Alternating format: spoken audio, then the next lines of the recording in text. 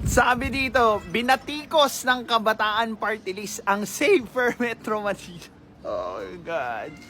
Plans ng DLG na anila antipor. Antipor. Sa gitna ng kinakaharap na krisis ng bansa. Okay, magkaliwanagan nga muna tayo. Saan nyo ba madalas nakikita yung actions or ugali na nagbibidyo kay hanggang madaling araw? Yung tumatambay kahit 10 oras ng gabi, nakahubad sa kalsada, nagiinom sa kalsada. 'Di ba? Saan nyo makikita? Sa BGC? Sa Forbes Park? Sa Wakwak? O sa mga squatter?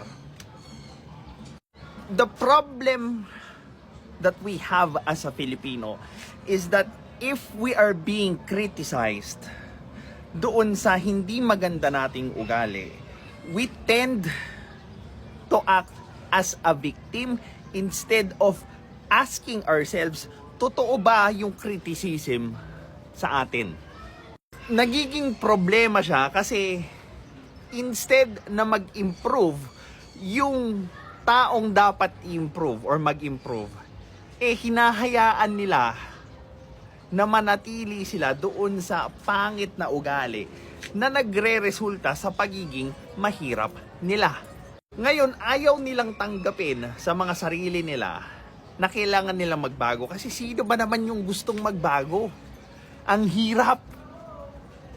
Daharaan ka sa isang masalimuot na process na kung saan tatanungin mo, anong mali sa mga ginagawa ko? And most of us want to stay in the comfort zone kasi nga, ang hirap mag-aral, ang hirap mag-improve. Mas gusto ko na lang manisin ang ibang tao doon sa kalagayan ng buhay ko na ang may kagagawan yung epekto ng choices ko. Sasabihin na naman nila, hindi ko naman intention na maging mahirap. Sino bang may gustong maging mahirap? Yes. But intentions are different from results. You may have the best intentions, pero pag ang resulta, kung ano ka ngayon, kailangan mo mag-adjust doon sa katotohanan. Hindi yung katotohanan yung mag-a-adjust para sa'yo. Masakit, yes. Mahirap, yes. Pero hanggat dinedeny mo kung ano yung totoo, mananatili kang paikot-ikot dyan sa sitwasyon mo, sa problema mo, at sa buhay mo. Well, this is your lifestyle coach, Mark. You could book a free clarity session so that we could check if we could work together towards our goal. Have a good day.